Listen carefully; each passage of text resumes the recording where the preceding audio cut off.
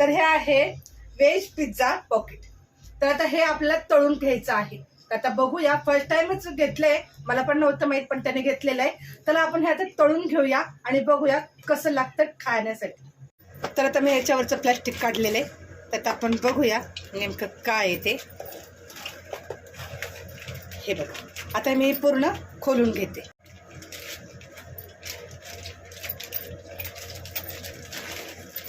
तर त्या बघा हे आहे,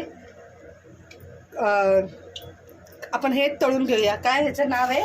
व्हेज पिझ्झा पॉकेट. तर आता आपण हे कढईत गरम करायला ठेवलेली आहे. तर आता चांगलं कडक तेलामध्ये आपण हे पीस तळून घेऊया.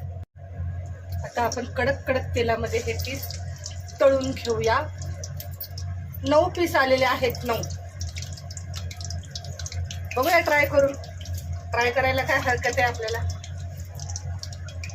एकदमच सगळे टाकून घेते म्हणजे काही हरकतच नाही. तर मस्त तळून घेऊया आपण. तर बघा मस्त हे असे तळून निघालेले आहेत. आता मी गॅस बंद करते आणि तेल निथळून हे व्यवस्थित काढून घेते. तर मंडळी, आपलं तयार झालेलं आहे व्हेजी पिझ्झा पॉकेट. तर खूप छान आणि मस्त असं कुरकुरीत तळून घेतलेलं आहे. त्याच्यासोबत चायनीज चटणी आणि मेयोनीज घेतलेलं आहे. तर रेडीमेड तर सगळंच मिळतं, पण मी घरी ट्राय करून बघणार आहे जमेल का मला ते. मी आधी खाऊन बघणार आहे.